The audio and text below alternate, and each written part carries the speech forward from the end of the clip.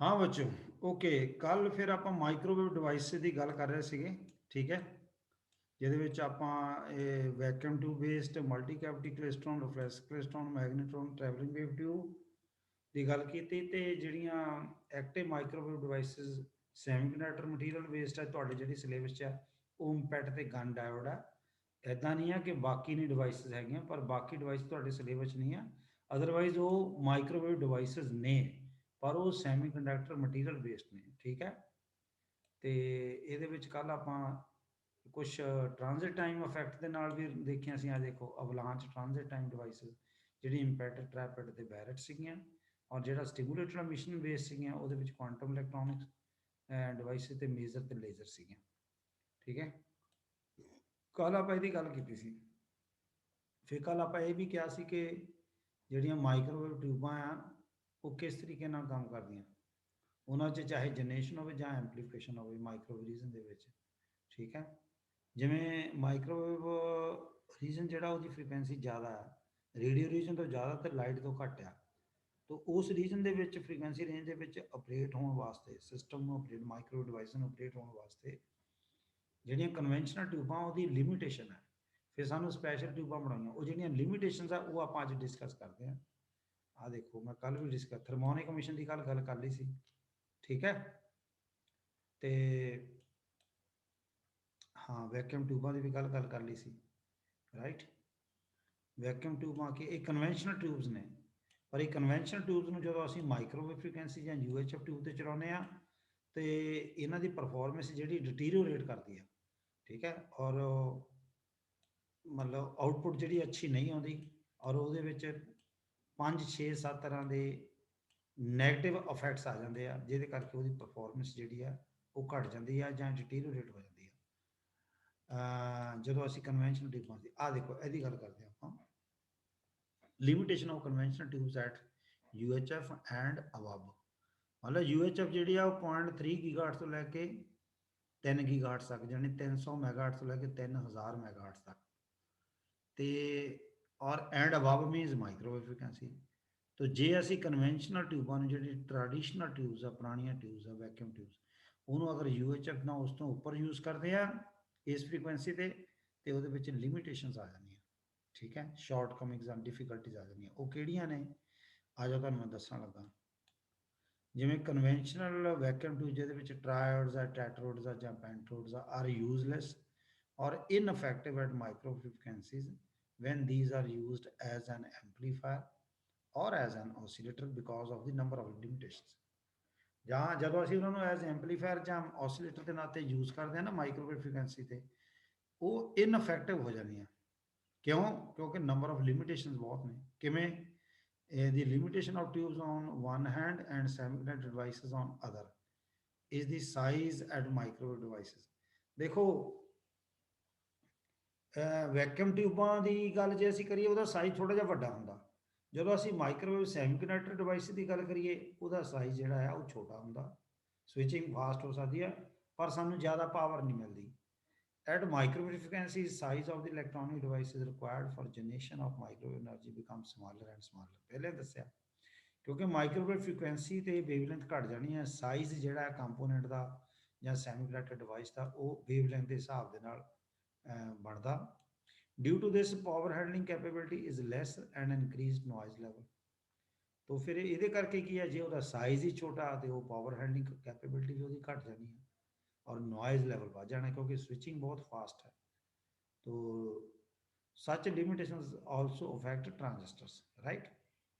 overall result at microwave frequencies that tubes have the higher output powers while semiconductor devices are of smaller output power levels but with better reliability, lesser noise and required simpler power supplies।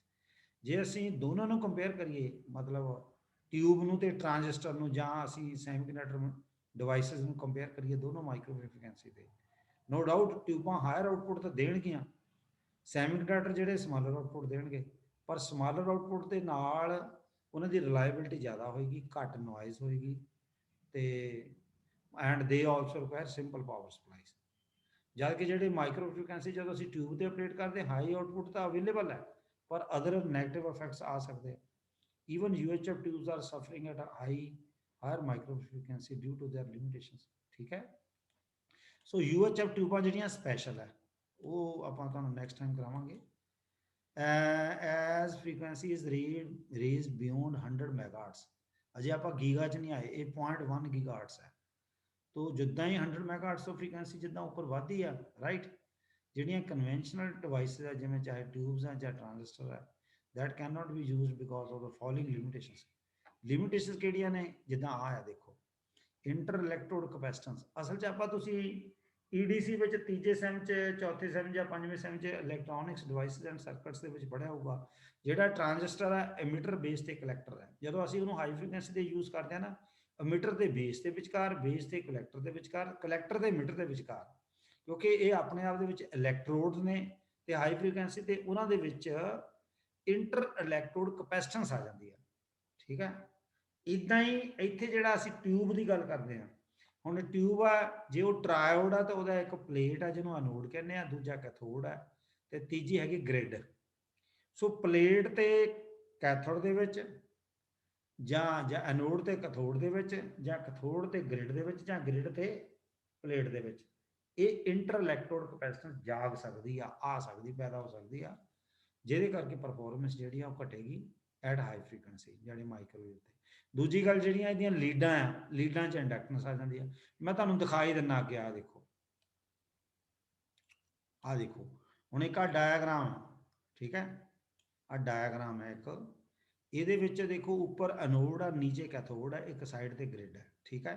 ਦੇਖੋ anode ਵਾਲੀ ਜਿਹੜੀ ਇਹਨੂੰ plate ਵੀ ਕਹਿੰਦੇ ਆ, ਤਾਂ anode ਦੇ ਵਿੱਚ ਆ ਦੇਖੋ ਇੰਡਕਟੈਂਸ ਆ ਗਈ ਹੈ ਨਾ, ਇਦਾਂ ਕੈਥੋਡ ਦੇ ਵਿੱਚ ਵੀ ਇੰਡਕਟੈਂਸ ਆ ਗਈ, ਇਦਾਂ ਗ੍ਰਿਡ ਜਿਹੜੀ ਆ ਇਹ ਵੀ ਇੱਕ ਆਪਣੇ ਆਪ 'ਚ ਲੀਡ ਹੈ, ਇਹ 'ਚ ਵੀ, ਇਹਨੂੰ ਬੋਲਦੇ ਲੀਡ ਇੰਡਕਟੈਂਸ। ਆ ਗ੍ਰਿਡ ਦੀ ਆ, ਐਨੋਡ ਦੀ ਆ ਕੈਥੋਡ ਦੀ।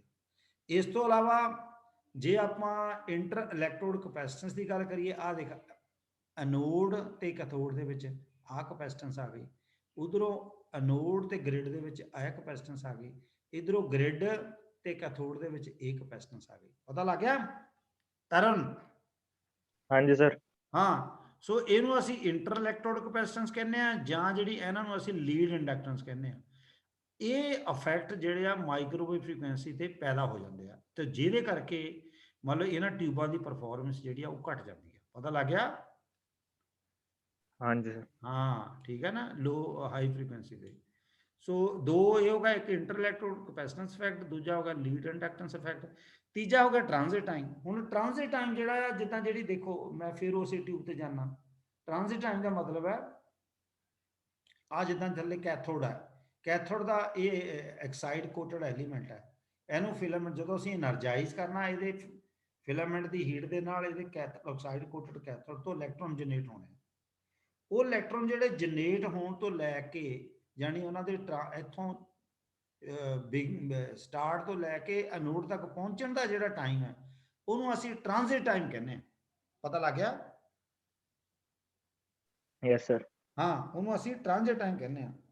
ਔਰ ਇਹ ਜਿਹੜਾ ਟ੍ਰਾਂਜ਼ਿਟ ਟਾਈਮ ਹੈ, ਹੁਣ ਜਦੋਂ ਦੇਖੋ ਜਿਹੜੀ ਇੱਕ ਜਿਹੜਾ ਇਲੈਕਟ੍ਰੋਨ ਨੇ ਟਾਈਮ ਲੈਣਾ, ਉਹ ਤੇ ਲੈਣਾ ਹੀ ਲੈਣਾ, ਪਰ ਅਸੀਂ ਕਿਆ ਦੇਖੋ, ਜਿਹੜੀ ਫ੍ਰੀਕੁਐਂਸੀ ਤੇ ਟਾਈਮ ਇਹ ਇੱਕ ਦੂਜੇ ਦੇ ਉਲਟ ਆ। ਹੁਣ ਜੇ ਲੋ ਫ੍ਰੀਕੁਐਂਸੀ ਦੀ ਗੱਲ ਕਰੀਏ ਤੇ ਉੱਥੇ ਸਾਈਕਲ ਵੱਡਾ ਹੋ ਜਾਂਦਾ, ਟਾਈਮ ਪੀਰੀਅਡ ਵੱਧ ਜਾਣਾ। ਸੋ ਜਿੱਦਾਂ ਅਸੀਂ ਫ੍ਰੀਕੁਐਂਸੀ ਵਧਾਈ ਜਾ ਰਹੇ ਹਾਂ, ਸਾਈਕਲ ਛੋਟਾ ਆ, ਉਹਦਾ ਟਾਈਮ ਵੀ ਘਟੀ ਜਾਣਾ। ਤੋ ਜਦੋਂ ਮਾਈਕ੍ਰੋਵੇਵ ਫ੍ਰੀਕੁਐਂਸੀ ਦੀ ਗੱਲ ਕਰਨੀ ਆ, ਤਾਂ ਇਹਦਾ ਮਤਲਬ ਇਹ ਕੀ ਆ ਕਿ ਜਿਹੜਾ ਆ ਸਾਈਕਲ ਆ ਉਹ ਬਹੁਤ ਛੋਟਾ, ਉਹਦਾ ਟਾਈਮ ਪੀਰੀਅਡ ਘੱਟ ਆ। ਤੋ ਜਿੱਦਾਂ ਇੱਕ ਸਾਈਕਲ ਜਿੱਦਾਂ ਅਪਰ ਹਾਫ ਹੈ ਤੇ ਲੋਅਰ ਹਾਫ, ਅਪਰ ਹਾਫ ਵੇਲੇ ਡਿਵਾਈਸ ਕੰਡਕਟ ਕਰੇਗੀ, ਲੋਅਰ ਵੇਲੇ ਨਹੀਂ ਕਰੇਗੀ, ਪਰ ਇਦਾਂ 1000 ਆਫ ਸਾਈਕਲਸ ਨੇ, ਠੀਕ ਨੇ। ਜਦੋਂ ਅਸੀਂ ਫ੍ਰੀਕੁਐਂਸੀ ਗੀਗਾਹਰਟਸ ਦੇ ਵਿੱਚ ਫ੍ਰੀਕੁਐਂਸੀ ਦੀ ਗੱਲ ਕਰਦੇ ਹਾਂ, ਉਹਦਾ ਟਾਈਮ ਪੀਰੀਅਡ ਨੈਨੋ ਸੈਕਿੰਡ 'ਚ ਆ ਜਾਂਦਾ, ਪਰ ਜਿਹੜਾ ਇਲੈਕਟ੍ਰੋਨ ਦਾ ਪਹੁੰਚਣ ਦਾ ਟਾਈਮ ਹੈ ਕੈਥੋਡ ਤੋਂ ਲੈ ਕੇ ਐਨੋਡ ਤੱਕ, ਉਹ ਉਹਨੇ ਆਪਣੀ ਸਪੀਡ ਨਾਲ ਹੀ ਚੱਲਣਾ। ਸੋ ਇਹ ਪ੍ਰੋਬਲਮ ਆ ਜਾਂਦੀ ਹੈ ਵੀ ਅਸੀਂ ਇਹ ਕਹਿੰਦੇ ਆ ਕਿ ਜਿੱਦਾਂ ਮਾਈਕ੍ਰੋਵੇਵ ਫ੍ਰੀਕੁਐਂਸੀ ਦਾ ਜਿਹੜਾ ਸਿਗਨਲ ਹੈ, ਜਿੰਨੀ ਉਹਦੀ ਸਪੀਡ ਹੈ, ਠੀਕ ਹੈ, ਉਹਦੇ ਹਿਸਾਬ ਨਾਲ ਇਲੈਕਟ੍ਰੋਨ ਦੀ ਸਪੀਡ ਵੀ ਬਣੇ, ਪਰ ਇਹ ਪ੍ਰੋਬਲਮ ਹੈ। ਇਲੈਕਟ੍ਰੋਨ ਕਹਿੰਦੇ ਅਸੀਂ ਤਾਂ ਆਪਣੇ ਹਿਸਾਬ ਨਾਲ ਚੱਲਣਾ, ਠੀਕ ਹੈ, ਉਹਨੂੰ ਕਹਿੰਦੇ ਆ ਟ੍ਰਾਂਜ਼ਿਟ ਟਾਈਮ। ਉਹਦੇ ਕਰਕੇ ਵੀ ਪ੍ਰੋਬਲਮ ਆਉਂਦੀ, ਉਹ ਮੈਂ ਤੁਹਾਨੂੰ ਦੱਸਦਾ ਪਿੱਛੇ, ਠੀਕ ਹੈ। ਚਲੋ ਐਨੀਵੇ ਅੱਗੇ ਆ ਜਾਂਦੇ ਆਪਾਂ। तीसरा ਜਿਹੜਾ ਲਿਮਿਟੇਸ਼ਨ ਆ ਉਹ ਹੈਗੀ ਆ ਗੇਨ ਬੈਂਡਵਿਡਥ ਪ੍ਰੋਡਕਟ ਲਿਮਿਟੇਸ਼ਨ, ਯਾਨੀ ਗੇਨ ਬੈਂਡਵਿਡਥ ਦਾ ਮਤਲਬ ਫ੍ਰੀਕੁਐਂਸੀ ਰੇਂਜ ਜਿਹਦੇ ਵਿੱਚ ਉਹ ਟਿਊਬ ਆਪਰੇਟ ਕਰੇਗੀ। ਅਗਰ ਬੈਂਡਵਿਡਥ ਵਧਾ ਦਿੰਦੇ ਆ ਮੰਨ ਲਓ ਤੇ ਗੇਨ ਘਟ ਜਾਏਗਾ, ਜੇ ਗੇਨ ਵਧਾਈਏ ਤੇ ਬੈਂਡਵਿਡਥ ਘਟੂਗੀ। ਪਰ ਅਸੀਂ ਇਹ ਕਹਿੰਦੇ ਆ ਕਿ ਜ਼ਿਆਦਾ ਬੈਂਡਵਿਡਥ ਤੇ ਜੇ ਗੇਨ ਸਾਨੂੰ ਵੱਧ ਮਿਲ ਜਾਏ ਤੇ ਚੰਗੀ ਗੱਲ ਹੈ, ਪਰ ਨਹੀਂ, ਇਦਾਂ ਨਹੀਂ ਹੁੰਦਾ। ਇਸ ਪ੍ਰੋਡਕਟ ਦੀ ਵੀ ਇੱਕ ਲਿਮਿਟੇਸ਼ਨ ਆ ਹਾਈ ਫ੍ਰੀਕੁਐਂਸੀ ਦੇ। ਦੂਸਰਾ ਇਸ ਤੋਂ ਇਲਾਵਾ ਪੰਜਵਾਂ ਜਿਹੜਾ ਆ ਉਹ ਸਕਿਨ ਇਫੈਕਟ, ਜਿਹਦੇ ਵਿੱਚ ਜਿਹਨੂੰ ਅਸੀਂ ਆਈ ਸਕੁਆਇਰ ਆਰ ਲਾਸ ਜਾਂ ਡਾਇਲੈਕਟ੍ਰਿਕ ਲਾਸ, ਇਹ ਜਾਗਜਾਂ ਦੇ ਵਿੱਚ ਪੈਦਾ ਹੋ ਜਾਂਦੇ ਆ, ਜਿਹਨੂੰ ਅਸੀਂ ਆਰਐਫ ਲਾਸਿਸ ਵੀ ਕਹਿੰਦੇ ਆ। ਔਰ ਫਿਰ ਰੇਡੀਏਸ਼ਨ ਲਾਸਿਸ ਵੀ ਇਹਦੇ ਵਿੱਚ ਆ ਜਾਂਦੇ ਆ, ਠੀਕ ਹੈ। ਸੋ ਇਹ 6 ਇੱਕ ਨੈਗੇਟਿਵ ਇਫੈਕਟਸ ਨੇ ਜਿਹੜੇ ਜਦੋਂ ਅਸੀਂ ਫ੍ਰੀਕੁਐਂਸੀ ਕਨਵੈਨਸ਼ਨਲ ਟਿਊਬਾਂ ਨੂੰ 100 ਮੈਗਾ ਹਾਰਟਸ ਤੋਂ ਉੱਪਰ ਆਪਰੇਟ ਕਰਵਾਉਂਦੇ ਆ ਜਿਹੜੇ ਆ ਫਾਲਿੰਗ ਲਿਮਿਟੇਸ਼ਨਸ ਆ ਜਿਹੜੀਆਂ ਇਹ ਉਹਨਾਂ 'ਚ ਪੈਦਾ ਹੋ ਜਾਂਦੀਆਂ। ਪਤਾ ਲੱਗ ਗਿਆ? ਇਸ ਕਰਕੇ ਅਸੀਂ ਕਨਵੈਨਸ਼ਨਲ ਟਿਊਬਾਂ ਨੂੰ ਹਾਈ ਫ੍ਰੀਕੁਐਂਸੀ ਦੇ ਯੂਜ਼ ਨਹੀਂ ਕਰ ਸਕਦੇ, ਕਿਉਂਕਿ ਜੇ ਆਹ ਲਿਮਿਟੇਸ਼ਨਸ ਆ ਇਹਦੇ ਕਰਕੇ ਪਰਫਾਰਮੈਂਸ ਘਟ ਜਾਣੀ ਹੈ। ਪਤਾ ਲੱਗ ਗਿਆ ਬਈ? ਹਾਂਜੀ ਸਰ। ਹਾਂ, ਇਹਦੇ ਵਿੱਚ ਜਿਹੜੀਆਂ ਪਹਿਲੀਆਂ ਤਿੰਨ ਹੈ inter electrode capacitance effect, lead inductance ਤੇ transit time. The first 3 limitations are dominating one, ਯਾਨੀ ਉਹ ਜ਼ਿਆਦਾ ਹਾਵੀ ਆ। as the performance of the conventional tubes at microwave frequency is deteriorated and adversely affected ਇਹਨਾਂ ਤਿੰਨਾਂ ਕਰਕੇ। So these limitations may be discussed by considering the case of triode oscillator। ਆਪਾਂ ਇਹਨਾਂ ਤਿੰਨਾਂ ਲਿਮਿਟੇਸ਼ਨਸ ਨੂੰ ਡਿਸਕਸ ਕਰਦੇ ਹਾਂ। ਪਹਿਲਾ ਇੰਟਰ ਇਲੈਕਟ੍ਰੋਡ ਕਪੈਸਿਟੈਂਸ ਦੀ ਗੱਲ ਕੀਤੀ, ਦੇਖੋ when two pieces ਜਾਂ electrodes ਜੇ ਜਿੱਦਾਂ ਮੈਟਲ ਦੀ ਗੱਲ ਕਰੀ, ਜਦੋਂ are separated by a dielectric, ਹੁਣ ਇੱਥੇ ਡਾਇਲੈਕਟ੍ਰਿਕ ਆਉਣਾ ਵੈਕਿਊਮ, ਫਿਰ ਉਹ ਇੱਕ ਕਿਸਮ ਦਾ ਕਪੈਸਿਟਰ ਦੀ ਤਰ੍ਹਾਂ ਕੰਮ ਕਰਦਾ, ਕਿਉਂਕਿ ਕਪੈਸਿਟਰ ਦਾ ਮਤਲਬ ਦੋ ਪਲੇਟਾਂ ਵਿਚਕਾਰ ਇਨਸੂਲੇਸ਼ਨ ਜਾਂ ਵਿਚਕਾਰ ਡਾਇਲੈਕਟ੍ਰਿਕ, ਦੋ ਕੰਡਕਟਿੰਗ ਪਲੇਟਾਂ ਵਿਚਕਾਰ ਅਗਰ 에ਅਰ ਆ ਵੀ ਤਾਂ ਵੀ ਉਹ ਗੈਸ ਕੰਡੈਂਸਰ ਬਣ ਗਿਆ, ਵੈਕਸ ਆ ਗਿਆ ਤਾਂ ਵੀ ਕਪੈਸਿਟਰ ਬਣ ਗਿਆ, ਇਲੈਕਟ੍ਰੋਲਾਈਟ ਆ ਗਿਆ ਤਾਂ ਵੀ ਕਪੈਸਿਟਰ ਬਣ ਗਿਆ, ਠੀਕ ਹੈ। ਜੇ ਪੇਪਰ ਆ ਗਿਆ ਤਾਂ ਵੀ ਕਪੈਸਿਟਰ ਬਣ ਗਿਆ, ਔਰ ਜੇ ਮਾਈਕਾ ਆ ਗਿਆ ਤਾਂ ਵੀ ਕਪੈਸਿਟਰ ਬਣ ਗਿਆ ਵਿਚਕਾਰ। ਤੋ ਜਿਹੜਾ ਵਿੱਚ ਡਾਇਲੈਕਟ੍ਰਿਕ ਜਾਂ ਇਨਸੂਲੇਟਿੰਗ ਮਟੀਰੀਅਲ ਦੋ ਕੰਡਕਟਿੰਗ ਪਲੇਟਾਂ ਦੇ ਵਿੱਚ ਇਨਸਰਟ ਕਰਦੇ ਆ, ਉਹਦੇ ਨਾਮ ਤੇ ਇੱਕ ਕਪੈਸਿਟਰ ਬਣ ਜਾਂਦਾ। ਇੱਥੇ ਹੁਣ ਡਾਇਲੈਕਟ੍ਰਿਕ ਦਾ ਰੋਲ ਕੌਣ ਨਿਭਾ ਰਿਹਾ? ਵੈਕਿਊਮ। ਤੋ ਦੋ ਇਲੈਕਟ੍ਰੋਡ ਮੀਨਸ ਜਿੱਦਾਂ ਪਲੇਟ ਜਾਂ ਐਨੋਡ ਜਾਂ ਕੈਥੋਡ ਆ, ਜਾਂ ਗ੍ਰਿਡ ਜਾਂ ਐਨੋਡ ਆ, ਜਾਂ ਗ੍ਰਿਡ ਜਾਂ ਕੈਥੋਡ ਆ। ਸੋ ਇਹਨਾਂ ਦੇ ਵਿਚਕਾਰ ਮਤਲਬ ਉਹ ਜਦੋਂ ਸੈਪਰੇਟ ਹੁੰਦੇ ਆ ਡਾਇਲੈਕਟ੍ਰਿਕ ਦੁਆਰਾ, ਤੇ ਉਹ ਇੱਕ ਕਿਸਮ ਦਾ ਕਪੈਸਿਟਰ ਦੀ ਤਰ੍ਹਾਂ ਕੰਮ ਕਰਦੇ ਆ। ਔਰ ਹਾਈ ਫ੍ਰੀਕੁਐਂਸੀ ਤੇ ਜਿਹੜੀ ਕਪੈਸਿਟਰ ਦੀ ਰਿਐਕਟੈਂਸ ਆ ਉਹ ਘਟਦੀ ਆ ਤੇ ਉਹ ਸ਼ਾਰਟ ਸਰਕਟ ਹੋ ਜਾਂਦਾ। ਕਿੱਦਾਂ? ਜਿਹੜੀ ਕਪੈਸਿਟਰ ਦੀ ਰਿਐਕਟੈਂਸ ਹੈ XC = 1/2 ਪਾਈ FC। ਹੁਣ F ਥੱਲੇ ਆ ਗਿਆ, ਜਿੱਦਾਂ ਫ੍ਰੀਕੁਐਂਸੀ ਵੱਧਦੀ ਆ XC ਜਿਹੜੀ ਆ ਉਹ ਰਿਐਕਟੈਂਸ ਹੈ, ਕਪੈਸਿਟਰ ਦੁਆਰਾ ਪਾਈ ਹੋਈ ਰੋਕ। ਤੋ ਜਿੰਨੀ ਫ੍ਰੀਕੁਐਂਸੀ ਵਧੂਗੀ ਕਪੈਸਿਟਰ ਦੁਆਰਾ ਪਾਈ ਹੋਈ ਰੋਕ ਘਟ ਜਾਏਗੀ। ਉਹ ਰੋਕ ਦਾ ਮਤਲਬ ਉਹਦੇ ਵਿੱਚ ਕੋਈ ਰੁਕਾਵਟ ਨਹੀਂ, ਇੱਕ ਕਿਸਮ ਦਾ ਕੰਡਕਟਰ ਜਾਨੀ ਸ਼ਾਰਟ ਹੀ ਹੋ ਜਾਏਗਾ, ਤਾਂ ਉਹਨੇ ਗੱਲ ਕੀਤੀ ਹੈ। And at UHF and above, inter-electrode capacitances between electrodes of the triode and series electrode inductances due to internal connecting leads exist, ਜਿੱਦਾਂ ਆਪਾਂ ਦੱਸਿਆ। So thus neither inter-electrode capacitance nor series ਅਸੀਂ ਇਹਨੂੰ ਇਗਨੋਰ ਨਹੀਂ ਕਰ ਸਕਦੇ ਹਾਈ ਫ੍ਰੀਕੁਐਂਸੀ ਤੇ, ਕਿਉਂਕਿ ਹਾਈ ਫ੍ਰੀਕੁਐਂਸੀ ਤੇ ਇਹ ਇਫੈਕਟ ਜਾਗਣੇ ਹੀ ਜਾਗਣੇ। ਇੱਕ ਕਪੈਸਿਟੈਂਸ ਪੈਦਾ ਹੁੰਦੀ ਹੈ, ਦੂਜੀ ਮਤਲਬ ਇੰਡਕਟੈਂਸ ਪੈਦਾ ਹੋਣੀ ਹਾਈ ਫ੍ਰੀਕੁਐਂਸੀ ਤੇ। ਇਹਨੂੰ ਅਸੀਂ ਇਗਨੋਰ ਨਹੀਂ ਕਰ ਸਕਦੇ, ਇਹਨੂੰ ਸਾਨੂੰ ਕਾਊਂਟ ਕਰਨਾ ਹੀ ਪੈਣਾ। ਔਰ ਆ ਦੇਖੋ, ਠੀਕ ਹੈ, ਇੱਥੇ ਦੇਖੋ showing ਟਰਾਇਓਡ frequency limitation at UHF and above through its equivalent circuit। CGP CGK, G ਤੇ P ਦਾ ਮਤਲਬ ਗ੍ਰਿਡ ਤੇ ਪਲੇਟ ਚ, ਗ੍ਰਿਡ ਤੇ ਕੈਥੋਡ ਚ, ਪਲੇਟ ਤੇ ਕੈਥੋਡ ਚ are inter electrode capacitance. GP means inter-electrode capacitance between grid and plate। ਇਹ ਹੈਗੀ ਆ ਗ੍ਰਿਡ ਐਂਡ ਕੈਥੋਡ, ਉਹ ਹੈਗੀ ਪਲੇਟ ਤੇ ਕੈਥੋਡ ਦੇ ਵਿਚਕਾਰ ਕਪੈਸਿਟੈਂਸ। ਤੋ ਜਿਹੜੇ inter electrode capacitance in vacuum tube up to medium frequencies produce large capacitive reactances due to which no serious effects upon tubes are noticeable। ਜਦੋਂ ਫ੍ਰੀਕੁਐਂਸੀ ਘੱਟ ਆ ਫੇਰ ਤਾਂ ਰਿਐਕਟੈਂਸ ਜ਼ਿਆਦਾ ਆ, ਫਿਰ ਉਹਨੇ ਸ਼ਾਰਟ ਨਹੀਂ ਹੋਣਾ। ਜੇ ਫ੍ਰੀਕੁਐਂਸੀ ਵੱਧ ਗਈ, ਠੀਕ ਹੈ, ਫਿਰ ਰਿਐਕਟੈਂਸ ਘਟ ਜਾਣੀ, ਇਹਨੂੰ ਕਪੈਸਿਟਰ ਨੇ ਸ਼ਾਰਟ ਹੋ ਜਾਣਾ, ਠੀਕ ਹੈ। ਤੋ ਇਸ ਕਰਕੇ ਸਾਨੂੰ ਪ੍ਰੋਬਲਮ ਜਾਨੀ ਫੀਡਬੈਕ ਹੋ ਜਾਏਗੀ, ਨੈਗੇਟਿਵ ਫੀਡਬੈਕ ਹੋ ਜਾਏਗੀ, ਜਿੰਨਾ ਗੇਨ ਘਟ ਜਾਏਗਾ। ਹੋਵਰ ਐਜ਼ ਦੀ ਫ੍ਰੀਕੁਐਂਸੀ ਰਾਈਜ਼ਸ, ਜਿੱਦਾਂ ਫ੍ਰੀਕੁਐਂਸੀ ਵੱਧਦੀ ਆ, ਰਿਐਕਟੈਂਸ ਜਿਹੜੀ ਆ ਦੇਖੋ XC = 1/2 ਪਾਈ ਸੀ। F ਥੱਲੇ ਆ ਗਿਆ, ਜਿੱਦਾਂ ਫ੍ਰੀਕੁਐਂਸੀ ਵਧਣੀ XC ਘਟ ਜਾਣੀ, ਰਿਐਕਟੈਂਸ ਪਾਈ ਹੋਈ ਰੁਕਾਵਟ ਘਟ ਜਾਣੀ, ਉਹਨੇ ਸ਼ਾਰਟ ਹੋ ਜਾਣਾ। But become small enough to material effect the performance of the tube, ਠੀਕ ਹੈ। Effective grid to cathode reactance, grid to cathode reactance। ਜਿਹੜੀ ਅਸੀਂ ਗ੍ਰਿਡ ਟੂ ਕੈਥੋਡ ਰਿਐਕਟੈਂਸ ਜਿਹੜੀ ਇੰਪੀਡੈਂਸ ਦੀ ਗੱਲ ਕਰ ਲਈ ਉਹ ਵੀ ਤਾਂ ਐਕਸ ਹੀ ਆ, ਉਹ 1/2 ਪਾਈ ਐਫ ਜਿੱਥੇ ਓਮੇਗਾ ਆ ਗਿਆ, ਤੇ ਜਿਹੜੀ ਸੀ ਆ ਉਹ ਜੀ ਤੇ ਕੇ ਦੇ ਵਿਚਕਾਰ ਕਪੈਸਿਟੈਂਸ ਆ ਗਈ। ਠੀਕ ਹੈ, ਐਦਾਂ ਪਤਾ ਲੱਗ ਗਿਆ। ਤੋ ਇਹ ਮਤਲਬ ਬਿਕਮਸ ਸਮਾਲ ਐਜ਼ ਗ੍ਰਿਡ ਤੇ ਪਲੇਟ ਵਾਲੀ ਜਿਹੜੀ ਕਪੈਸਿਟੈਂਸ ਆ ਉਹ ਗ੍ਰਿਡ ਤੇ ਕੈਥੋਡ ਨਾਲੋਂ ਹੋਰ ਵੀ ਘੱਟ ਹੈ। So much of the signal is short circuited within the tube. ਪਤਾ ਲੱਗ ਗਿਆ। ਕੰਸੀਕੁਐਂਟਲੀ ਆਊਟਪੁੱਟ ਪਾਵਰ ਵੋਲਟ ਜੇ ਉਹ ਇੱਧਰ ਹੀ ਸ਼ਾਰਟ ਹੋ ਗਈ ਤੇ ਆਊਟਪੁੱਟ ਵੋਲਟੇਜ ਜਿਹੜੀ ਉਹ ਘਟ ਜਾਣੀ ਬਹੁਤ, due to shunting effect. So it will also affect the output frequency. Clear, ਪਤਾ ਲੱਗ ਗਿਆ। ਹਾਂਜੀ ਸਰ। ਹਾਂ, ਇਹ ਸੀਗਾ ਵੀ ਹਾਈ ਫ੍ਰੀਕੁਐਂਸੀ ਤੇ ਇੰਟਰਲੈਕਟ੍ਰੋਡ ਕਪੈਸਿਟੈਂਸ ਆ ਗਈ। ਸੋ देयरफॉर ਥੀਸ ਕਪੈਸਿਟੈਂਸ ਮਸਟ, ਫਿਰ ਜੇ ਇਹ ਆ ਗਈਆਂ ਇਹਦਾ ਮਤਲਬ ਇਹ ਮਿਨੀਮਾਈਜ਼ ਹੋਣੀਆਂ ਚਾਹੀਦੀਆਂ। ਅਸੀਂ ਕਹਿੰਦੇ ਜੇ ਇਹ must be minimized and this can be minimized by reducing the area of the electrode. ਆਪਾਂ ਕੀ ਕਰੀਏ, ਇਹਨੂੰ ਘਟਾਉਣ ਦਾ ਤਰੀਕਾ ਕੀ ਆ, ਕਪੈਸਿਟੈਂਸ ਦਾ ਜਿਹੜਾ ਇੱਕ ਫਾਰਮੂਲਾ ਹੁੰਦਾ ਉਹ ਐਪਸਿਲਨ ਏ ਬਟੇ ਡੀ ਹੁੰਦਾ। ਐਪਸਿਲਨ ਏ ਏਰੀਆ ਵਧਾ ਦਈਏ ਤੇ ਸੀ ਵੱਧ ਜਾਣੀ, ਏਰੀਆ ਘਟਾ ਦਈਏ ਤੇ ਸੀ ਘਟ ਜਾਣੀ, ਜਾਂ ਡੀ ਵਧਾ ਦਈਏ ਤੇ ਸੀ ਘਟ ਜਾਣੀ। ਪਤਾ ਲੱਗ ਗਿਆ। ਡੀ ਜੇ ਵਧਾ ਦਈਏ ਤਾਂ ਇਹਦਾ ਮਤਲਬ ਐਨੋਡ ਤੇ ਕੈਥੋਡ ਦੇ ਵਿਚਕਾਰ ਡਿਸਟੈਂਸ ਸੈਪਰੇਸ਼ਨ, ਜੇ ਉਹ ਵਧਾ ਦਈਏ ਤੇ ਕਪੈਸਿਟਰ ਸਾਈਜ਼ ਵੱਡਾ ਹੋ ਜਾਣਾ। ਜੇ ਏਰੀਆ ਆਪਾਂ ਘਟਾ ਦਈਏ ਤੇ ਉਹਦਾ ਸਾਈਜ਼ ਮਤਲਬ ਕਪੈਸਿਟੈਂਸ ਘਟ ਸਕਦੀ ਹੈ। ਜਿਹੜੀ ਐਪਸਿਲਨ ਆ ਉਹ ਐਪਸਿਲਨ ਨਾਟ ਐਪਸਿਲਨ ਆਰ ਦੇ ਬਰਾਬਰ ਆ, ਏ ਤੇ ਡੀ ਵਜੇ ਆ ਗਿਆ। ਠੀਕ ਹੈ, ਜਿਹੜਾ ਐਪਸਿਲਨ ਨਾਟ ਆ ਉਹ ਐਬਸੋਲੂਟ ਪਰਮਿਟਿਵਿਟੀ ਹੈ, ਜਿਹੜਾ ਐਪਸਿਲਨ ਆਰ ਆ ਉਹ ਰਿਲੇਟਿਵ ਪਰਮਿਟਿਵਿਟੀ ਹੈ। ਤੇ ਜਿਹੜੀ ਐਬਸੋਲੂਟ ਪਰਮਿਟਿਵਿਟੀ ਹੈ ਇਹਦੀ ਵੈਲਿਊ ਸਟੈਂਡਰਡ ਹੈ 8.854 × 10⁻12 ਫੈਰਡ ਪਰ ਮੀਟਰ। ਜਿਹੜੀ ਇਹ ਹੈਗੀ ਰਿਲੇਟਿਵ ਡਾਇਲੈਕਟ੍ਰਿਕ ਕਾਂਸਟੈਂਟ ਜਾਂ ਇਹਨੂੰ ਪਰਮਿਟਿਵਿਟੀ ਬੋਲਦੇ ਆ, ਇਹ 에ਅਰ ਵਾਸਤੇ 1.0003 ਹੁੰਦੀ ਹੈ। ਤੇ ਏਰੀਆ ਇਹ ਜਿਹੜਾ ਆ ਇਹ ਇਲੈਕਟ੍ਰੋਡਸ ਦਾ ਏਰੀਆ। ਇਲੈਕਟ੍ਰੋਡਸ ਕੌਣ, ਜਿਹੜੀਆਂ ਪਲੇਟਾਂ ਬਣ ਗਈਆਂ, ਜਿੱਦਾਂ ਪਲੇਟ ਐਨੋਡ ਹੋ ਗਈ, ਪਲੇਟ ਕੈਥੋਡ ਹੋ ਗਈ, ਜਾਂ ਪਲੇਟ ਗ੍ਰਿਡ ਹੋ ਗਈ। ਔਰ ਜਿਹੜਾ ਡੀ ਆ ਇਹ ਦੋਨਾਂ ਪਲੇਟਾਂ ਦੇ ਵਿਚਕਾਰ ਸੈਪਰੇਸ਼ਨ ਹੈ, ਡਿਸਟੈਂਸ ਹੈ। ਠੀਕ ਹੈ, ਹੁਣ ਜੇ ਏਰੀਆ ਏ ਘਟਾ ਦਈਏ, ਕਹਿੰਦਾ ਦੀ ਕਪੈਸਿਟੈਂਸ can be ਰਿਡਿਊਸਡ by ਡਿਕਰੀਜ਼ਿੰਗ the area of the electrodes, ਜਾਂ ਏ ਨੂੰ ਘਟਾ ਕੇ ਤੇ ਜਾਂ ਡੀ ਨੂੰ ਵਧਾ ਕੇ। ਪਤਾ ਲੱਗ ਗਿਆ। ਸੋ ਦਿਸ minimization however also limits the power handling capability। ਹੁਣ ਮੰਨ ਲਓ ਜੇ ਅਸੀਂ ਉਹਦਾ ਏਰੀਆ ਘਟਾ ਦਿੰਦੇ ਆ, ਬਹੁਤ ਸਾਈਜ਼ ਛੋਟਾ ਹੋ ਜਾਣਾ, ਤੇ ਫਿਰ ਉਹਦੀ ਪਾਵਰ ਹੈਂਡਲਿੰਗ ਕੈਪੇਬਿਲਿਟੀ ਵੀ ਜਿਹੜੀ ਘਟ ਜਾਏਗੀ। ਸੋ ਇਸ ਤਰੀਕੇ ਨਾਲ ਲਿਮਿਟੇਸ਼ਨਸ ਆ। ਜਿਹੜੀ ਲੀਡ ਇੰਡਕਟੈਂਸ ਆ ਇਹਦਾ ਕਿੰਨਾ ਇਫੈਕਟ ਆਉਂਦਾ, ਲੀਡ ਦੇ ਵਿੱਚ ਇੰਡਕਟੈਂਸ ਜਾਗ ਜਾਂਦੀ ਹੈ।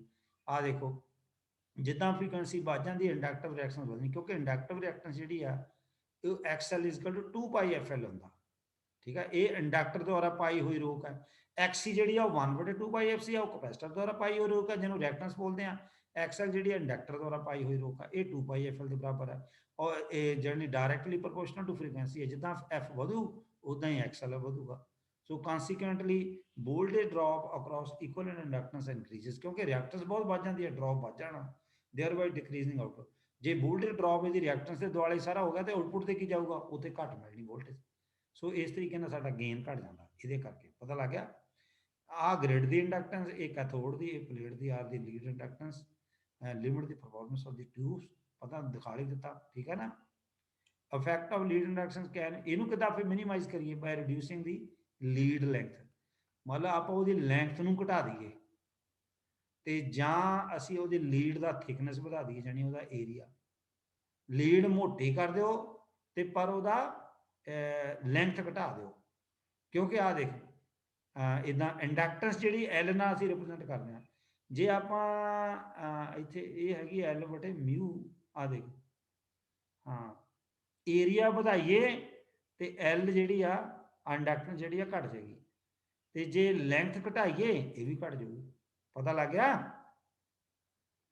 ਹਾਂਜੀ ਸਰ। ਹਾਂ, ਮਿਊ ਨਾਟ, ਇੱਥੇ ਮਿਊ ਨਾਟ ਪਰਮੇਬਿਲਿਟੀ ਆ, ਉੱਪਰ ਜਿੱਦਾਂ ਐਪਸਿਲਨ ਨਾਟ ਸੀ ਉਹ ਪਰਮਿਟਿਵਿਟੀ ਸੀ। ਇਹ ਐਬਸੋਲੂਟ ਪਰਮਿਟਿਵਿਟੀ ਪਰਮੇਬਿਲਿਟੀ ਜਿਹੜੀ ਆ 4.10⁻⁷ ਹੈਨਰੀ ਪਰ ਮੀਟਰ ਹੈ। ਤੋ ਜਾਨੀ 1 ਮੀਟਰ ਦੇ ਵਿੱਚ ਇੰਨੀ ਇੰਡਕਟੈਂਸ ਹੈ ਵੈਕਿਊਮ ਚ, ਜਾਨੀ। ਔਰ ਮਿਊ ਆਰ ਜਿਹੜੀ ਰਿਲੇਟਿਵ ਪਰਮੇਬਿਲਿਟੀ ਆ, ਇਹ area of the lead inductance ਹੈ, L length of the lead inductance ਹੈ। ਇਹਨੂੰ ਅਸੀਂ ਮੈਗਨੈਟਿਕ ਲੈਂਥ ਵੀ ਬੋਲਦੇ ਹਾਂ। ਸੋ however this also limits the power handling capacity। ਕਾਰਨ ਇਹ ਆ, ਜੇ ਲੈਂਥ ਵੀ ਘਟਾਤੀ ਤਾਂ ਫਿਰ ਉਹਦੀ ਪਾਵਰ ਹੈਂਡਲਿੰਗ ਕੈਪੇਬਿਲਿਟੀ ਵੀ ਘਟ ਜਾਏਗੀ। ਪਤਾ ਲੱਗ ਗਿਆ। ਹੁਣ ਟ੍ਰਾਂਜ਼ਿਟ ਟਾਈਮ ਇਫੈਕਟ ਜਿਹੜਾ ਸਭ ਤੋਂ ਇੰਪੋਰਟੈਂਟ ਪੁਆਇੰਟ ਹੈ, ਇਹ ਕਹਾਂ ਵੈਕਿਊਮ ਟਿਊਬਾਂ ਦੇ ਵਿੱਚ ਵੀ ਇਹ ਗੱਲ ਹੈ। in vacuum tube like a cloud electrons emitted by the electron ਤਾਂ ਜਿਹੜੇ ਕੈਥੋਡ ਤੋਂ ਇਮਿਟ ਹੋਣੇ ਆ, ਉਹਨਾਂ ਨੇ ਇੱਕ ਫਾਈਨਾਈਟ ਟਾਈਮ ਲੈਣਾ। ਕਿਹੜਾ ਟਾਈਮ? ਇਹ ਫਾਈਨਾਈਟ ਟਾਈਮ ਯਾਨੀ ਨਾਨ ਜ਼ੀਰੋ ਟਾਈਮ ਲੈਣਾ। ਕਿੱਥੋਂ ਲੈ ਕੇ ਕਿੱਥੇ ਤੱਕ? ਇਨ ਰੀਚਿੰਗ ਦੀ ਨੋਡ। ਕੈਥੋਡ ਤੋਂ ਪੈਦਾ ਹੋ ਕੇ ਨੋਡ ਤੱਕ ਪਹੁੰਚਣ ਦਾ ਕੋਈ ਖਾਸ ਸਮਾਂ ਲੱਗਦਾ ਉਹਨੂੰ, ਔਰ ਉਸੇ ਅਸੀਂ ਇੰਟਰਵਲ ਨੂੰ ਅਸੀਂ ਟ੍ਰਾਂਜ਼ਿਟ ਟਾਈਮ ਕਹਿੰਦੇ ਹਾਂ।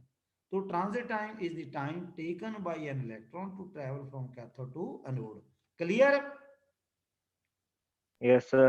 हाँ, इस फिगर च देखना, देख ਇੱਥੇ ਮੈਂ ਤੁਹਾਨੂੰ ਇਹਦੀ ਗੱਲ ਦੱਸਾਂ। ਦੇਖ ਇਹਦੇ ਵਿੱਚ ਕੀ ਆ, ਜਿੱਦਾਂ ਆ ਉੱਪਰ ਐਨੋਡ ਆ, ਥੱਲੇ ਆ ਕੈਥੋਡ ਆ। ਤੇ ਕੈਥੋਡ ਆ ਜਦੋਂ ਸਪਲਾਈ ਦਿੰਦੇ anode positive with respect to cathode, circuit close ਹੋ ਗਿਆ, ਤੋ ਇੱਥੋਂ ਇਲੈਕਟ੍ਰੋਨ ਪੈਦਾ ਹੋਣਗੇ। ਆ ਵਿੱਚ ਜਿਹੜੀ ਡਾਟਡ ਸ਼ੋ ਕੀਤੀ ਇਹ ਗ੍ਰਿਡ ਆ, ਠੀਕ ਹੈ। ਔਰ ਐਨੋਡ ਤੇ ਕੈਥੋਡ ਦੇ ਵਿਚਕਾਰ ਗੈਪ ਜਿਹੜਾ ਡੀ ਡਿਸਾਈਡ ਕਰਦੀ ਆ। ਤੇ ਐਨੋਡ ਵਿਦ ਰਿਸਪੈਕਟ ਟੂ ਕੈਥੋਡ ਜਿਹੜੀ ਵੋਲਟੇਜ ਦਿੱਤੀ ਉਹ V ਆ, ਤੇ ਜਿਹੜੀ ਇਹਨੂੰ ਪਲੇਟ ਵੀ ਕਹਿੰਦੇ ਆ ਪਲੇਟ ਕਰੰਟ ਫਲੋ ਕਰਦਾ, ਠੀਕ ਹੈ ਨਾ, ਪਲੇਟ ਕਰੰਟ ਫਲੋ ਕਰਦਾ। ਇੱਥੋਂ electrons ਨਿਕਲਣਗੇ, it will be ਅਟਰੈਕਟਡ by the positive charge. Anode ਜਿਹੜਾ ਉਹ ਪੋਜ਼ਿਟਿਵ ਤੇ ਲਾਇਆ ਨਾ, ਤਾਂ ਇਸ ਤਰੀਕੇ ਨਾਲ ਕਰੰਟ ਫਲੋ ਕਰੇਗਾ। ਹੁਣ ਇਲੈਕਟ੍ਰੋਨ ਦੇ ਪੈਦਾ ਹੋਣ ਤੋਂ ਲੈ ਕੇ ਨੋਡ ਤੱਕ ਜਿਹੜਾ ਪਹੁੰਚਣ ਦਾ ਟਾਈਮ, ਉਹਨੂੰ ਅਸੀਂ ਟ੍ਰਾਂਜ਼ਿਟ ਟਾਈਮ ਕਹਿੰਦੇ ਆ। ਤੋ ਜਿਹੜਾ ਇਲੈਕਟ੍ਰੋਨਸ ਦੀ ਆਪਣੀ ਸਪੀਡ ਹੈ, ਜਿਸ ਸਪੀਡ ਨਾਲ ਚੱਲਾ ਉਹਨੂੰ ਵੈਲੋਸਿਟੀ ਵੀ ਕਹਿੰਦੇ ਆ। ਵੈਲੋਸਿਟੀ ਹੁੰਦੀ ਹੈ ਡਿਸਟੈਂਸ ਟਰੈਵਲਡ ਜਾਂ ਡਿਸਪਲੇਸਮੈਂਟ ਟਰੈਵਲਡ ਓਵਰ ਟਾਈਮ, ਠੀਕ ਹੈ, ਠੀਕ ਹੈ। ਜਾਂ ਇੱਥੋਂ ਹੁਣ ਟਾਈਮ ਕੱਢ ਲਾ, ਤੇ ਟਾਈਮ ਇੱਧਰ ਆ ਗਿਆ, ਵੈਲੋਸਿਟੀ ਨੀਚੇ ਆ ਗਈ, ਜਾਨੀ ਡਿਸਟੈਂਸ ਜਾਂ ਡਿਸਪਲੇਸਮੈਂਟ ਬਟੇ ਟਾਈਮ। ਇਹ ਟਾਈਮ ਕੱਢ ਲਿਆ ਵੀ ਜਿਹੜਾ ਟਾਈਮ ਕੱਢਣਾ। ਤੋ ਇਸ ਚੀਜ਼ ਨੂੰ ਅਸੀਂ ਮਾਈਂਡ 'ਚ ਰੱਖ ਕੇ ਫਿਰ ਕੀ ਕਰਦੇ ਹਾਂ, ਇਹ ਜਿਹੜਾ ਟਾਈਮ ਹੈ ਟ੍ਰਾਂਜ਼ਿਟ ਟਾਈਮ ਹੈ ਕਿਸਮ ਦਾ। ਟ੍ਰਾਂਜ਼ਿਟ ਟਾਈਮ ਕੀ ਹੋ ਗਿਆ ਫਿਰ? ਉੱਪਰ ਡਿਸਟੈਂਸ, ਥੱਲੇ ਵੈਲੋਸਿਟੀ। ਪਤਾ ਲੱਗ ਗਿਆ? ਡਿਸਟੈਂਸ ਦਾ ਜਿਹੜਾ ਦੋਨਾਂ ਵਿਚਕਾਰ ਜਾਨੀ ਕੈਥੋਡ ਤੇ ਐਨੋਡ ਦੇ ਵਿਚਕਾਰ ਡੀ ਆ, ਜਿਹੜੀ ਇਲੈਕਟ੍ਰੋਨ ਦੀ ਵੈਲੋਸਿਟੀ ਆ ਉਹ V ਨੋਟ ਆ। ਆ ਦੇਖੋ V ਨੋਟ ਹੈ ਨਾ, ਪਤਾ ਲੱਗ ਗਿਆ? Hello, Yes, sir. हाँ, Yes, sir. d distance between the node and cathode है, velocity electrons by which they travel। तो ਅਸੀਂ ਇਹ ਵੀ ਜਾਣਦੇ ਹਾਂ ਜਿਹੜੀ kinetic energy ਮੈਥਮੈਟਿਕਲੀ, ਉਹ ਅਸੀਂ ਤੁਸੀਂ ਪੜ੍ਹਿਆ ਹੋਊਗਾ +2 ਵਿੱਚ ਵੀ ਜਾਂ ਪਿਛਲੀਆਂ ਕਿਤਾਬਾਂ ਵਿੱਚ ਵੀ ਉਹ ਹਾਫ mv² ਦੇ ਬਰਾਬਰ ਹੁੰਦੀ ਹੈ, ਜਿੱਤੇ ਹਾਫ m ਜਿਹੜਾ ਆ ਉਹ ਮਾਸ ਹੈ ਇਲੈਕਟ੍ਰੋਨ ਦਾ, ਤੇ v ਜਿਹੜੀ ਆ ਉਹਦੀ ਸਪੀਡ ਹੈ, ਵੈਲੋਸਿਟੀ ਆ। ਇੱਥੇ ਇਲੈਕਟ੍ਰੋਨ ਦੀ ਵੈਲੋਸਿਟੀ ਇਹ ਹੋ ਗਈ ਹਾਫ mv²। ਪਤਾ ਲੱਗ ਗਿਆ? ਹੁਣ ਜਦੋਂ ਅਸੀਂ ਜਿਹੜੀ ਹੁਣ ਨੈਚੁਰਲੀ ਇੱਕ ਇੱਕ ਇੱਕ ਕਿਨੈਟਿਕ એનર્ਜੀ ਹੈ, ਇੱਕ ਪੋਟੈਂਸ਼ੀਅਲ એનર્ਜੀ। ਪੋਟੈਂਸ਼ੀਅਲ ਨੂੰ ਅਸੀਂ ਸਟੈਟਿਕ એનર્ਜੀ ਵੀ ਬੋਲਦੇ ਹਾਂ, ਠੀਕ ਹੈ। ਜਿਹੜੀ ਸਟੈਟਿਕ એનર્ਜੀ ਇਲੈਕਟ੍ਰੋਨਸ ਦੀ, ਇਹ ਅਪਲਾਈਡ ਵੋਲਟੇਜ ਨਾਲ ਰਿਲੇਟ ਇਦਾਂ ਕਰਦੀ ਹੈ। ਸਟੈਟਿਕ એનર્ਜੀ ਉਹ ਹੈਗੀ ਆ E ਹੈਗਾ ਆ ਇਲੈਕਟ੍ਰੋਨ ਤੇ ਚਾਰਜ, ਤੇ V ਹੈਗਾ ਆ ਵੋਲਟੇਜ। ਇਹਨਾਂ ਦੋਨਾਂ ਦਾ ਪ੍ਰੋਡਕਟ ਜਦੋਂ ਇਕੁਇਲਿਬ੍ਰੀਅਮ ਕੰਡੀਸ਼ਨ ਹੁੰਦੀ ਹੈ, ਦੋਨੋਂ એનર્ਜੀ ਨੂੰ ਅਸੀਂ ਸੇਮ ਰੱਖ ਲੈਂਦੇ ਹਾਂ, ਦੋਨੋਂ એનર્ਜੀ ਨੂੰ ਸੇਮ ਰੱਖ। ਸੋ ਇਹਨੂੰ ਤੇ ਇਹਨੂੰ ਦੋਨਾਂ ਨੂੰ ਸੇਮ ਰੱਖ ਲਿਆ, ਆ ਲੈ ਰੱਖ ਲਿਆ। ਇੱਥੋਂ ਇਲੈਕਟ੍ਰੋਨ ਦੀ ਜਿਹੜੀ V ਨੋਟ ਆ, ਜਿਹੜੀ ਵੈਲੋਸਿਟੀ ਆ, ਉਹ ਕੱਢ ਲਓ। 2 ਇੱਧਰ ਚੱਲ ਗਿਆ, m ਨੀਚੇ ਆ ਗਿਆ। ਹੁਣ ਇਹਦਾ ਸਕੁਅਰ ਹਟਾਉਣਾ, ਹੋਲ ਅੰਡਰ ਰੂਟ ਹੋ ਗਿਆ। ਕਲੀਅਰ? Yes, yes, sir. ਠੀਕ ਹੈ। ਤੇ ਪਰ ਜਿਹੜਾ ਟਾਈਮ ਹੈ ਉਹ ਡਿਸਟੈਂਸ ਬਟੇ ਵੈਲੋਸਿਟੀ ਆ, ਤੇ ਆਪਾਂ ਵੈਲੋਸਿਟੀ ਕੱਢ ਲਈ, d ਉੱਪਰ ਆ ਗਈ, ਆ ਇਦਾਂ ਆ ਗਿਆ ਨੀਚੇ। ਸੋ ਆ ਟ੍ਰਾਂਜ਼ਿਟ ਟਾਈਮ ਆ ਗਿਆ। ਇਹਦਾ ਮਤਲਬ ਟ੍ਰਾਂਜ਼ਿਟ ਟਾਈਮ ਡਾਇਰੈਕਟਲੀ ਪ੍ਰੋਪੋਰਸ਼ਨਲ ਕਿਹਦੇ ਆ? ਜਿਹੜਾ gap between, gap means distance between 2 electrodes, ਉੱਪਰ ਐਨੋਡ ਆ, ਥੱਲੇ ਕੈਥੋਡ ਆ, ਠੀਕ ਹੈ। ਹੁਣ ਇਹਨੂੰ ਆਪਾਂ ਇਹਨੂੰ ਜੇ ਇਹਦਾ ਅੰਡਰਰੂਟ ਉੱਪਰ ਥੱਲੇ ਅੰਡਰਰੂਟ 2 ਹੀ ਵੀ ਰਹੇਗਾ, ਅੰਡਰਰੂਟ m ਜਿਹੜਾ ਉੱਪਰ ਚਲ ਗਿਆ, ਇਦਾਂ ਵੀ ਲਿਖ ਸਕਦੇ ਆਪਾਂ, ਠੀਕ ਹੈ। ਇੱਥੇ ਟੌ ਜਿਹੜਾ ਟ੍ਰਾਂਜ਼ਿਟ ਟਾਈਮ ਆ, d ਸੈਪਰੇਸ਼ਨ ਬਿਟਵੀਨ ਦੀ 2 ਇਲੈਕਟ੍ਰੋਡਸ ਆ, v ਵੈਲੋਸਿਟੀ ਆਫ ਇਲੈਕਟ੍ਰੋਨਸ ਆ, m ਉਹਦਾ ਮਾਸ ਆ, ਤੇ ਜਿਹੜੀ ਕੈਪੀਟਲ V ਆ ਅਪਲਾਈਡ ਸਟੈਟਿਕ ਵੋਲਟੇਜ ਆ। ਦਿੱਤੀ ਆ ਨਾ ਆਪਾਂ ਵੋਲਟੇਜ? ਹੈਲੋ, ਹਾਂਜੀ ਸਰ। ਹਾਂ। ਹੁਣ ਤੁਸੀਂ ਦੇਖੋ ਉਹ ਜਿਹੜੀ ਆਪਾਂ ਪਿੱਛੇ ਇਕੁਏਸ਼ਨ ਆਪਾਂ ਬਣਾਈ ਆ, ਉਹ ਕੀ ਇੰਡੀਕੇਟ ਕਰਦੀ ਹੈ? Transit time depends upon the spacing between the electrodes and static voltage between the cathode and anode. ਆਪਾਂ ਪਿਛਲੀ ਇਕੁਏਸ਼ਨ ਦੇਖ ਲਓ ਮਾੜੀ ਜੀ, ਆ ਦੇਖੋ ਆ, ਠੀਕ ਹੈ ਨਹੀਂ? ਇਹ ਟ੍ਰਾਂਜ਼ਿਟ ਟਾਈਮ ਜਿਹੜਾ ਇਲੈਕਟ੍ਰੋਨ ਦਾ, ਇਹ ਕਿਹਦੇ ਡਾਇਰੈਕਟਲੀ ਪ੍ਰੋਪੋਰਸ਼ਨਲ ਦਾ? ਸੈਪਰੇਸ਼ਨ ਬਿਟਵੀਨ ਦੀ 2 ਇਲੈਕਟ੍ਰੋਡਸ, ਠੀਕ ਹੈ। ਤੇ ਆ ਜਿਹੜੀ ਵੋਲਟੇਜ ਜਿਹੜੀ ਆ ਥੱਲੇ ਆ ਗਈ। 2 ਮੇਜਰ ਪੈਰਾਮੀਟਰ ਨੇ ਇਹਦੇ ਵਿੱਚ। ਸੋ ਲੋ ਫ੍ਰੀਕੁਐਂਸੀ ਤੇ ਤਾਂ ਟਾਈਮ ਕਾਫੀ ਹੁੰਦਾ ਸਾਡੇ ਕੋਲ। At low frequency electron leaves the cathode and travels to the node during the positive part of the grid voltage. Thus, transit time is insignificant or negligible as it is small fractional part of the whole period of the oscillation as shown। ਤੁਸੀਂ ਮੇਰੀ ਆ point note ਕਰੋ, ਦੇਖੋ ਜਿਹੜਾ ਜਦੋਂ ਆਪਾਂ grid voltage ਦੇ ਹਿਸਾਬ ਦੇ ਨਾਲ ਜਿਹੜਾ ਟਾਈਮ ਹੈ ਇਲੈਕਟ੍ਰੋਨ ਦਾ ਆਦੇ ਅਪਰ ਹਾਫ ਲੋਅਰ ਹਾਫ ਇੰਨਾ ਟਾਈਮ ਲਿਆ ਉਹਨੇ ਐਨੋਡ ਤੋਂ ਕੈਥੋਡ ਤੱਕ ਜਾਣ ਦਾ, ਯਾਨੀ ਕੈਥੋਡ ਤੋਂ ਐਨੋਡ ਤੱਕ ਜਾਣ ਦਾ। ਲੋ ਵੋਲਟ ਦੀ ਗੱਲ ਕੀਤੀ ਹੈ, ਇਲੈਕਟ੍ਰੋਨ ਨੇ ਕੈਥੋਡ ਨੂੰ ਲੀਵ ਕਰਨਾ ਤੇ ਪਹੁੰਚਣਾ ਕਿਤੇ ਐਨੋਡ ਤੇ, ਠੀਕ ਹੈ, ਪਹੁੰਚਣਾ ਕਿਤੇ ਐਨੋਡ ਤੇ। ਤੋ ਅਸੀਂ ਇਹ ਕਰੀਏ ਫਿਰ ਕੋਈ ਪ੍ਰੋਬਲਮ ਨਹੀਂ ਆਉਂਦੀ। ਇਹਦਾ ਮਤਲਬ ਪਲੇਟ ਕਰੰਟ ਤੇ ਗ੍ਰਿਡ ਵੋਲਟੇਜ ਦੋਨੋਂ ਸੇਮ ਫੇਜ਼ 'ਚ ਆ ਅਗਰ ਲੋ ਫ੍ਰੀਕੁਐਂਸੀ ਦੀ ਗੱਲ ਕਰੀਏ। ਪਤਾ ਲੱਗ ਗਿਆ? Yes, sir. हाँ, Yes, sir. thus at low frequency plate current responds immediately to the changes in the control grid voltage।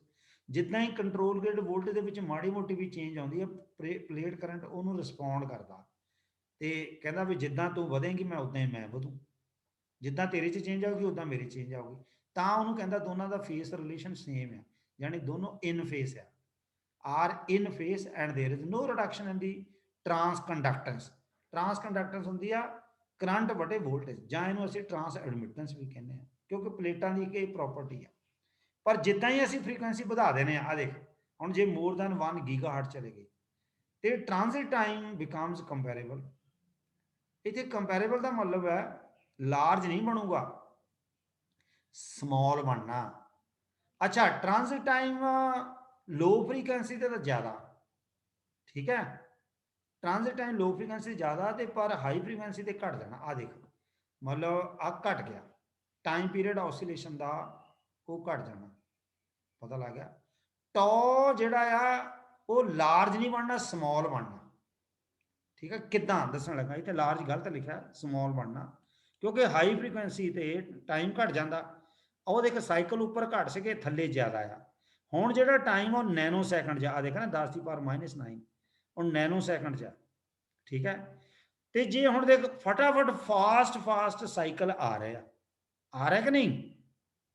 Hello, Yes, yes, sir. ਮਤਲਬ ਸਾਈਕਲ ਦੀ ਸਪੀਡ ਬਹੁਤ ਫਾਸਟ ਆ। ਉੱਪਰ ਘੱਟ ਸੀ, ਉੱਪਰ ਦੇਖ ਲਓ, ਉੱਪਰ ਮੈਂ ਤੁਹਾਨੂੰ ਦਿਖਾਉਂਦਾ ਸਾਈਕਲ, ਆ ਦੇਖ ਇੱਥੇ ਟਾਈਮ ਪੀਰੀਅਡ ਜ਼ਿਆਦਾ, ਠੀਕ ਹੈ ਨਾ, ਇੱਥੇ ਟਾਈਮ ਪੀਰੀਅਡ ਮਿਲੀ ਸੈਕਿੰਡ 'ਚ ਹੈ, ਇੱਥੇ ਥੱਲੇ ਟਾਈਮ ਪੀਰੀਅਡ ਨੈਨੋ ਸੈਕਿੰਡ 'ਚ ਹੈ ਨਾ।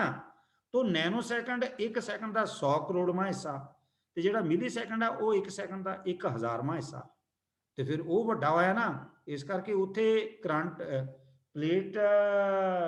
ਪਲੇਟ ਕਰੰਟ ਤੇ ਗ੍ਰਿਡ ਵੋਲਟੇਜ ਦੇ ਵਿੱਚ ਉਹ ਇਨ ਫੇਸ ਰਹਿੰਦੇ ਆ। ਪਰ ਇੱਥੇ ਕਿਉਂਕਿ ਕਰੰਟ ਜਿਹੜਾ ਫਾਸਟਲੀ ਰਿਸਪੌਂਡ ਨਹੀਂ ਕਰਦਾ, ਇਲੈਕਟ੍ਰੋਨਸ ਇਮੀਡੀਏਟਲੀ ਰਿਸਪੌਂਡ ਨਹੀਂ ਕਰਦੇ ਉਹਦੀ ਹਾਈ ਫ੍ਰੀਕੁਐਂਸੀ ਨੂੰ, ਇਸ ਕਰਕੇ ਕਰੰਟ ਤੇ ਵੋਲਟ ਦੇ ਵਿਚਕਾਰ ਆ ਦੇਖੋ ਫੇਸ ਡਿਫਰੈਂਸ ਆ ਗਿਆ। ਪਤਾ ਲੱਗ ਗਿਆ?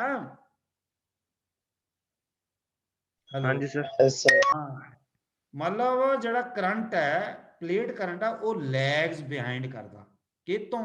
ਗ੍ਰਿਡ ਵੋਲਟੇਜ ਤੋਂ। ਕਾਤੇ? At microwave frequency. ਕਲੀਅਰ ਹੋਈ ਗੱਲ? Yes, sir. ਹਾਂ, ਇਹ ਪ੍ਰੋਬਲਮ ਹੈ, ਇਹ ਪ੍ਰੋਬਲਮ ਹੈ। ਪਤਾ ਲੱਗ ਗਿਆ? ਸੋ ਇਹ ਇਸ ਕਰਕੇ तो time period of the signal है micro frequency becomes micro frequency ਤੇ ਟਾਈਮ ਪੀਰੀਅਡ ਬਹੁਤ ਘਟ ਜਾਣਾ, ਫ੍ਰੈਕਸ਼ਨਲ ਪਾਰਟ ਹੋ ਜਾਣਾ, ਠੀਕ ਹੈ, ਜਿਹੜਾ ਅਸੀਂ ਇਲੈਕਟ੍ਰੋਨ ਨੂੰ ਟ੍ਰਾਂਜ਼ਿਟ ਟਾਈਮ ਦੇਣਾ।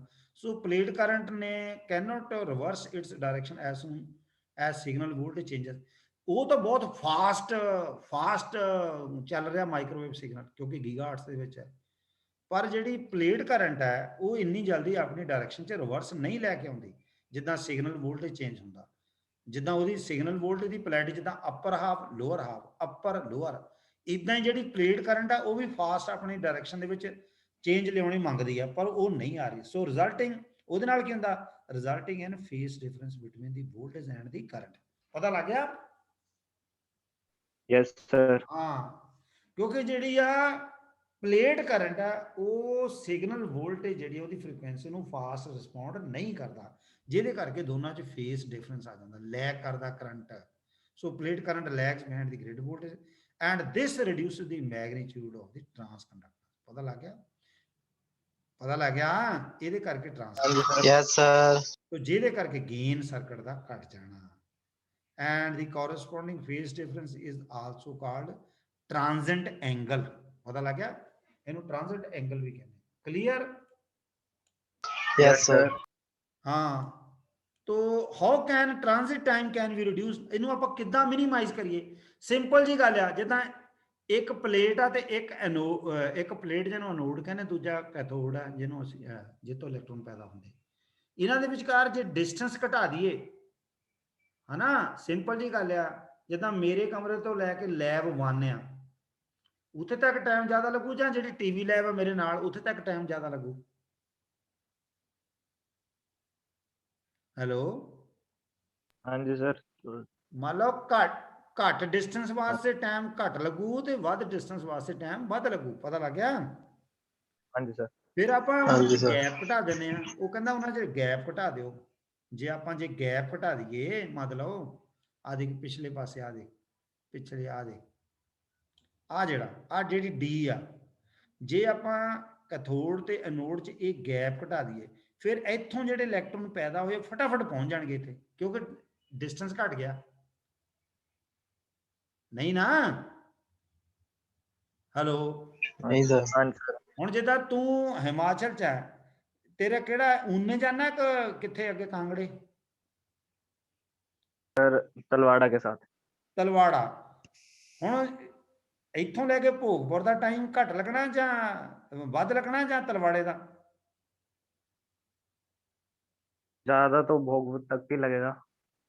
अरे तू पागल है मामा, नहीं, जो जलंधरों जाएगा तलवाड़े में। अच्छा। तलवाड़े लगेगा सर, हाँ, तलवाड़े। तलवाड़ा ਉਹ ਗੈਪ अच्छा, ਜ਼ਿਆਦਾ, ਉਹ बिल्कुल। ਡਿਸਟੈਂਸ ਜ਼ਿਆਦਾ, ਭੋਗਪੁਰ ਦਾ ਘੱਟ ਆ। ਪਰ ਜੇ ਆਪਾਂ ਡਿਸਟੈਂਸ ਘਟਾ ਦਈਏ ਦੋ ਪਲੇਟਾਂ ਦੇ ਵਿਚਕਾਰ, ਫਿਰ ਜਿਹੜੀ ਕਪੈਸਿਟੈਂਸ ਆ ਉਹ ਹੋਰ ਵੱਧ ਜਾਣੀ, ਕਿਉਂਕਿ C = εA/D। ਜੇ D ਘਟਾਤਾ C ਵੱਧ ਜਾਣੀ। ਤੋ ਇੱਕ ਕਹਿੰਦਾ ਨਹੀਂ, ਇੱਕ ਮੁੱਕੀ ਚੱਕ ਲਾ, ਦੂਜੀ ਨੂੰ ਤਿਆਰ। ਮੰਨ ਲਓ ਅਸੀਂ ਟ੍ਰਾਂਜ਼ਿਟ ਟਾਈਮ ਜੇ ਘਟਾਤਾ, ਪਰ ਕਪੈਸਿਟੈਂਸ ਵੱਧ ਜਾਣੀ। ਪਤਾ ਲੱਗ ਗਿਆ? ਹਾਂਜੀ ਸਰ। ਹਾਂ, ਸੋ ਇਸ ਤਰੀਕੇ ਨਾਲ ਅਸੀਂ ਉਹਨੂੰ ਮਿਨੀਮਾਈਜ਼ ਕਿੱਦਾਂ ਕਰੀਏ? ਆ ਦੇਖ, ਜਿਹੜੀ ਕਪੈਸਿਟੈਂਸ ਆ ε0 εr ਜੇ D ਘਟਾ ਦਈਏ C ਘਟ ਜਾਏਗੀ, ਠੀਕ ਹੈ? D ਘਟਾ ਦਈਏ C ਵੱਧ ਜਾਏਗੀ, ਸੌਰੀ, ਕਿਉਂਕਿ ਇਨਵਰਸਲੀ ਪ੍ਰੋਪੋਰਸ਼ਨਲ। ਉਹ ਕਹਿੰਦਾ ਨਹੀਂ ਵੀ ਟ੍ਰਾਂਜ਼ਿਟ ਟਾਈਮ ਤੇ ਘਟ ਜਾਏਗਾ D ਘਟਾਉਣ ਨਾਲ, ਪਰ C ਵੱਧ ਜਾਏਗੀ। Transit time can be also be minimized by, ਹਨਾ? ਤੇ ਦੂਸਰਾ ਹੋਰ ਕੀ ਕਰੀਏ ਫਿਰ? ਹੋਰ ਟ੍ਰਾਂਜ਼ਿਟ ਟਾਈਮ ਨੂੰ ਕਿੱਦਾਂ ਕਰੀਏ? ਜਾਂ ਤਾਂ ਫਿਰ ਜਿਹੜੀ ਐਨੋਡ ਵੋਲਟੇਜ, ਐਨੋਡ ਤੋਂ ਲੈ ਕੇ ਕੈਥੋਡ ਵੋਲਟੇਜ ਹੈ ਪੋਟੈਂਸ਼ੀਅਲ ਵਾਲੀ, ਉਹਨੂੰ ਆਪਾਂ ਵਧਾ ਦਈਏ ਤੇ ਫਟਾਫਟ ਜਿਹੜੇ ਇਲੈਕਟ੍ਰੋਨਸ ਆ ਕੈਥੋਡ ਤੋਂ ਐਨੋਡ ਵੱਲ ਖਿੱਚੇ ਜਾਣਗੇ, ਯਾਨੀ ਫਾਸਟ ਖਿੱਚੇ ਜਾਣਗੇ। ਤੋ ਦੋ ਚੀਜ਼ਾਂ, ਇੱਕ ਤਾਂ ਆਪਾਂ ਐਨੋਡ ਵੋਲਟੇਜ ਵਧਾ ਦਈਏ, ਤੇ ਦੂਜਾ ਦੋਨਾਂ ਦੇ ਵਿਚਕਾਰ ਗੈਪ ਘਟਾ ਦਈਏ। ਪਰ ਜੇ ਗੈਪ ਘਟਾਉਣੇ ਆ, ਜੇ ਗੈਪ ਘਟਾਉਣੇ ਆ ਤੇ ਕਪੈਸਿਟੈਂਸ ਵੱਧ ਜਾਂਦੀ ਹੈ। ਪਤਾ ਲੱਗ ਗਿਆ? ਸਮਝ ਆ ਗਈ? हाँ जी सर। हाँ, ट्रांजिट टाइम ते घट जाऊगा। So increasing the operating voltage however results in increased power dissipation. पर जे आप वोल्टेज ਵਧਾਣੇ ਤੇ ਪਾਵਰ ਡਿਸਿਪੇਸ਼ਨ ਵੱਧ ਜਾਣੀ ਨੋਡ ਤੇ, तो ਉਹ ਵੀ ਹਾਰ, ਮਤਲਬ ਸਾਨੂੰ ਦੋਨਾਂ ਵੇਜ਼ ਦੇ ਵਿੱਚ ਨੁਕਸਾਨ ਹੈ। ਹਾਂ, ਪਤਾ ਲੱਗ ਗਿਆ? 2 ਮਿੰਟ ਰਹਿ ਗਏ ਜਿਹੜੇ ਖਤਮ ਕਰ ਦਿਆਂ ਮੈਨੂੰ। So if the interelectrode spacing and electrode areas are reduce, ਜੇ ਆਪਾਂ ਦੋਨਾਂ ਨੂੰ ਸਾਈਮਲਟੇਨੀਅਸਲੀ ਆਪਾਂ, ਮਤਲਬ if the interlectrode spacing and electrode areas are reduced simultaneously, ਇਹਨੂੰ ਅਸੀਂ ਸਕੇਲਿੰਗ ਫੈਕਟਰ ਬੋਲਦੇ। ਜੇ ਦੋਨਾਂ ਨੂੰ ਇਕੱਠੇ ਘਟਾਈਏ, then ਨੋਡ ਡਿਸਿਪੇਸ਼ਨ ਜਿਹੜੀ ਉਹ ਘਟ ਸਕਦੀ ਆ, ਤੇ finally lead inductance may be reduced by having leads in the form of rings। ਜੇ ਲੀਡ ਇੰਡਕਟੈਂਸ ਨੂੰ ਘਟਾਉਣਾ ਤੇ ਲੀਡਾਂ ਨੂੰ ਰਿੰਗਸ ਦੀ ਫਾਰਮ ਦੇ ਵਿੱਚ ਬਣਾ ਲਓ। thus output power decreases with the decrease of the electrode size। ਠੀਕ ਹੈ, ਜੇ ਆਪਾਂ ਇਲੈਕਟ੍ਰੋਡ ਦਾ ਸਾਈਜ਼ ਹੀ ਘਟਾਤੇ ਤਾਂ ਆਊਟਪੁੱਟ ਪਾਵਰ ਘਟ ਜਾਣੀ ਹੈ ਹਾਈ ਫ੍ਰੀਕੁਐਂਸੀ ਤੇ। So, however, in a suitably designed electron tube configuration like klystron, transit time phenomena is employed usefully to generate microwave frequency। पर ये transit time phenomena low frequency ਤੇ ਤਾਂ ਇੱਕ ਸਾਡੇ ਲਈ ਪ੍ਰੋਬਲਮ ਹੈ। ਪਰ ਕਲਿਸਟਰੋਨ ਟਿਊਬ ਦੇ ਵਿੱਚ ਉਹ ਕਹਿੰਦਾ ਨਹੀਂ, ਜੇ ਤਕੜਾ ਬੰਦਾ ਹੋਵੇ ਉਹਨੂੰ ਤੁਸੀਂ ਬੀਟ ਤਾਂ ਕਰ ਨਹੀਂ ਸਕਦੇ। It is better to meet with mighty person. if you can't beat a mighty person, it is better to join with that। ਫਿਰ ਉਹਦੇ ਨਾਲ ਮਿਲ ਕੇ ਉਹਦੀ એનર્ਜੀ ਨੂੰ ਆਪਣੇ ਪਰਪਸ ਲਈ ਯੂਜ਼ ਕਰ ਲਓ। ਤੋ ਇੱਥੇ ਜਿਹੜਾ ਟ੍ਰਾਂਜ਼ਿਟ ਟਾਈਮ ਆ ਟਿਊਬਾਂ ਦੇ ਵਿੱਚ ਉਹ ਕਿਲਰ ਆ। ਤੇ ਕਲਿਸਟਰਨ ਟਿਊਬਾਂ ਜਿਹੜੀਆਂ ਮਾਈਕ੍ਰੋਵੇਵ ਆ ਉਹਦੇ ਵਿੱਚ ਉਹਨੇ ਕੀ ਕੀਤਾ, ਟ੍ਰਾਂਜ਼ਿਟ ਟਾਈਮ ਦੇ ਫੀਨੋਮੀਨਾ ਨੂੰ ਇੰਪਲਾਈ ਕੀਤਾ ਤੇ ਮਾਈਕ੍ਰੋਵੇਵ ਫ੍ਰੀਕੁਐਂਸੀਜ਼ ਲਈ ਜਨਰੇਟ ਕਰਵਾਇਆ। ਠੀਕ ਹੈ, ਇਹ ਹਜੇ ਕੱਲ ਉਹਦੀ ਗੱਲ ਹੋਈ, ਆਪਾਂ 3-4 ਲੌਸਸ ਦੀ ਆਪਾਂ ਗੱਲ ਕਰ ਲਈ। ਹੁਣ 1 ਮਿੰਟ ਤੋਂ ਘੱਟ ਰਹਿ ਗਿਆ, ਮੈਂ ਸਟਾਪ ਕਰ ਰਿਹਾ, ਸਕਰੀਨਸ਼ਾਟ ਲੈ ਲਓ। ਠੀਕ ਹੈ, हाँ जी सर। Okay sir. ओके, ले लो, ले लो, ले लिया? हाँ जी सर। ओके जी, गुड डे।